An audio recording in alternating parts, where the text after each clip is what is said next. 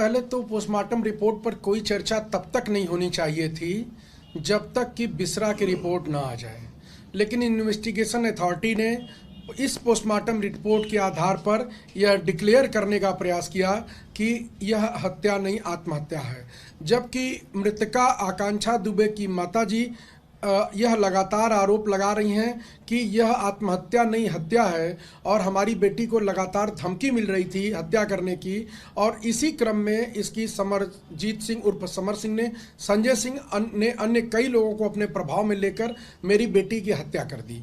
तो जो अन्य विषय इस पर आते हैं, जैसे एक स्टोरी डेवलप करी गई कि एक ब्रेकअप पार्टी थी, उस ब्रेकअप पार्टी में कई लोग थे, उस ब्रेकअप पार्टी से लौट करके बेचारी लड़की आई, वो बहुत दुखी थी, उस दुख में उसने आत्महत्या कर ली।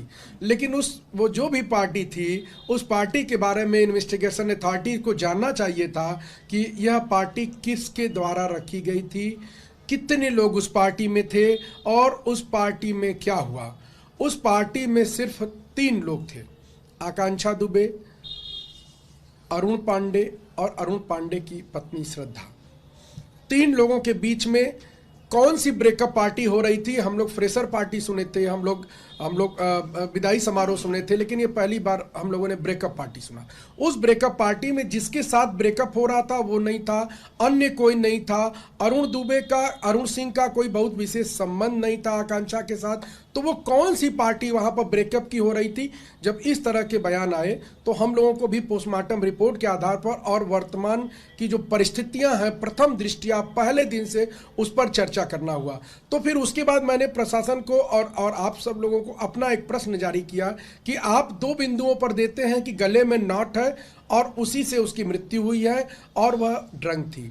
तो सबसे पहली बात यह है कि जिस परिस्थिति में उसको मृत दिखाया गया है, उन परिस्थितियों में को प्रथम दृष्टिया देखने पर ही वह हैंगिंग डेथ नहीं दिखाई दे रही है, जिसकी बात बार बार मृतका की माता मधु दुबे जी कर रही हैं।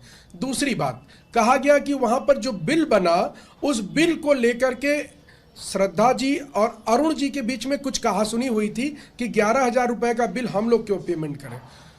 आकांक्षा दुबे ने वहां कुछ नहीं खाया था, क्योंकि आकांक्षा दुबे के पोस्टमार्टम रिपोर्ट में कुछ भी भोज्य पदार्थ नहीं पाया गया। 5 घंटे, 6 घंटे, 7 घंटे, 8 घंटे पहले तक अगर उसने कुछ खाया होता तो उसके पोस्टमार्टम में उसके स्टमक में पाया जाता। उसके स्टमक में एक अनआइडेंटिफाइड ब्राउन कलर का कोई पदार्थ पाया गया है। उस पदार्थ को उसमें अनआइडेंटिफाइड लिखा हुआ है, लेकिन वो पदार्थ क्या है जिसकी वजह से उनके इस इंटेस्टाइन की म्यूकस मेम्ब्रेन बिल्कुल चोक्ड हो गई थी। तो म्यूकस मेम्ब्रेन के चोक्ड होने के विषय पर जब हमने एक्सपर्ट से बात की तो उन्होंने अपना नाम न बताने की शर्त पर बताया कि ये तभी संभव है जब कोई हेजार्डियस पदार्थ किसी के पेट में जाए और उनकी ब्रीथ में और उनके स्टमक में ड्रिंकिंग के कोई निशान नहीं है। तो बिसरा रिपोर्ट के आने का इंतजार करना चाहिए था, उसके पहले इस तरह के बयान नहीं जारी करने चाहिए थे और उसके पहले ये दावे से रिपोर्ट नहीं दी जानी चाहिए थी कि उसने आत्महत्या ही की है। कलाई पर भी जी, उनकी कलाई पर भी चोट के निशान हैं। और सबसे बड़ी बात यह है कि इस FIR, इस घटना को शुरू से ही आत्महत्या घोषित करने की जल्दी क्या थी प्रशासन को? जब उसकी माता वादिनी कह रही है कि हमारी बेटी की हत्या हुई है, सर्कमस्टेंशियल साक्ष्य हैं, उसकी मोबाइल में अन्य साक्ष्य हैं, अन्य कई गवाह हैं इसमें, तो इसको पुलिस ने क्यों आत्महत्या में दर्ज किया? जबकि वादिनी मधु दुबे का स्पष्ट बयान है कि हमारे बिटिया की हत्या कर दी गई थी, उसको ब्लैकमेल किया जा रहा था, 2.5 साल से उसको एक्सटॉर्शन किया जा रहा था, उसकी कमाई के पैसे उसको नहीं दिए जा रहे थे और उसको एक पपेट की तरह इस्तेमाल किया जा रहा था। तो आखिर पुलिस का क्या इंटरेस्ट था सारनाथ थाने का? इसीलिए कल एक वकीलों का बड़ा प्रतिनिधिमंडल कई वरिष्ठ अधिवक्ताओं के साथ जाकर के ADM सिटी साहब के यहाँ गए। तो ADM सिटी साहब के कार्यालय में हम लोगों ने एक मांग पत्र दिया सभी बड़े पुलिस अधिकारियों को, प्रशासनिक अधिकारियों को, माननीय मुख्यमंत्री उत्तर प्रदेश सरकार को। हम लोगों ने ये मेल करके सूचना करके किया है कि इसमें पुलिस को से वादिनी को पुलिस से न्याय मिलने की उम्मीद नहीं है इसलिए इस मामले की CBI जांच कराई है। जो पोस्टमार्टम रिपोर्ट है उसमें क्या सामने आए हैं कि ड्रिंक नहीं की हुई थी आकांक्षा दुबे? देखिए, उसमें जी जी, उसमें देखिए ये पोस्टमार्टम रिपोर्ट आई है।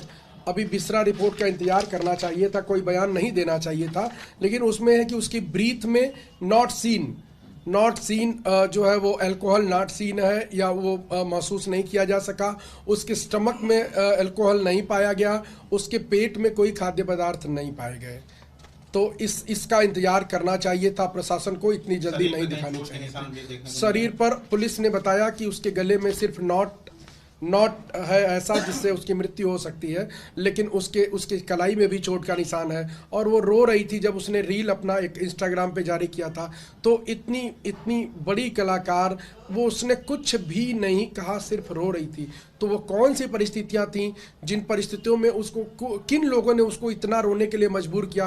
वो प्रतिदिन, मुझे लगता है जो लोग इस काम को देखते हैं, उसके फॉलोअर्स थे 20 लाख से ज़्यादा उसके फॉलोअर थे, उसका कोई भी रील आने से पहले ही उस पर लोगों की लाइन लग जाती थी व्यूवरशिप के लिए। वह अपने जीवन में एक यही दुख था जिसको वो उसको ब्लैकमेल करके, उसको शादी का झांसा दे करके, ऐसा उसकी माता जी ने वो किया हुआ है। जी जी जी, समर सिंह और संजय सिंह फरार है, पुलिस की क्या नाकामी है? यही तो सबसे बड़ी बात है। आप जरा सा ध्यान दीजिएगा, किसी मामले में वादिनी का पूरा बयान लिया जाता है, उसके बाद एक्यूज को नोटिस दे करके या तो उसका बयान लिया जाता है या उसकी गिरफ्तारी का प्रयास किया जाता है, लेकिन यहाँ पर एक्यूज उपस्थित नहीं है। मानी इन्वेस्टिगेशन अथॉरिटीज़ का नोटिस उसने नहीं रिसीव किया है, और इन्वेस्टिगेशन अथॉरिटी को इतनी जल्दी है उसके बारे में बताने की कि नहीं वो हत्या नहीं है, वो आत्महत्या है। वो बेचारी बहुत दुखी थी, ब्रेकअप से बहुत दुखी थी। वो यहाँ रहती थी, ठीक है रहती थी, उसको शादी का झांसा दे करके उसको फंसाया गया था, उसको ब्लैकमेल किया जा रहा था। ब्रॉडर पर्सपेक्टिव में क्यों नहीं आप सोच रहे हैं? आप एक अपराधी यदि बच जाएगा तो वो कितने ज़्यादा लोगों के साथ अपराध करेगा, इसकी परिकल्पना के बाहर होकर के क्यों बात की जा रही है?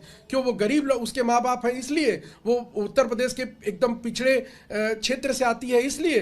तो ऐसा नहीं होने पाएगा। न्याय की लड़ाई लड़ने के लिए सैकड़ों अधिवक्ता भाइयों ने ये कहा है कि हम लोग निःशुल्क लड़ेंगे, यहाँ से लेकर हाईकोर्ट सुप्रीम तक लड़ेंगे। घेरे में है आप लोग के? बिल्कुल है, और हम लोगों ने यह मांग की है कि हम लोग जो है वो सीबीआई जांच की मांग कर रहे हैं, और तत्काल पहले हम लोगों ने मेल भी कर दिया है अन्य जगहों पर भी। पीड़िता की मृतका की माता जो है मधु दुबे ने भी कहा है कि हमको पुलिस पर विश्वास नहीं है, हमको न्याय नहीं मिलेगा, और इसकी जांच जब तक सीबीआई को ट्रांसफ़र नहीं हो रही है, क्योंकि हम लोग अधिवक्ता हैं, जानते हैं सीबीआई में मुकदमा ट्रांसफ़र होने का कुछ प्रोसेस होता है, तो हम ये है कि तब तक इसकी जाँच किसी एसीपी लेवल के महिला अधिकारी को दी जाए, ताकि और जो हम लोग उनको साक्ष्य बता रहे हैं उन बिंदुओं पर वो साक्ष्य संकलन करें, और कई लोग गवाही देने के लिए भी तैयार हैं, और तो निश्चित तौर पर एक बड़े नेक्सस का खुलासा हो सकता है। और जो अपने पूर्वी उत्तर प्रदेश और पश्चिमी बिहार के गरीब क्षेत्रों से जो लड़कियां जाती हैं अपने टैलेंट के बल पर, अपनी क्षमता के बल पर वहां पर मुंबई में बड़े सपने लेकर के उनका किस प्रकार से शोषण किया जाता है, यह एक बड़ा नेटवर्क भी सामने आ सकता है। मुख्यमंत्री को लेटर भी दे रहे हैं आप लोग? मुख्यमंत्री को लेटर हम लोगों ने दे दिया है, उनको मेल कर दिया है, हम लोग उसको रजिस्ट्री करेंगे, कोर्ट में भी हम लोग एप्लीकेशन देंगे 190 का। माननीय सीजीएम साहब उसके लिए अधिकृत है, हम लोग सीजीएम साहब से निवेदन करेंगे कि जितने भी अभी तक उनके द्वारा वो जांच की गई है उसको मंगा लिया जाए, हम लोग देखेंगे, क्योंकि उनको ये प्रॉपर इन्वेस्टिगेशन की प्रक्रिया में वादिनी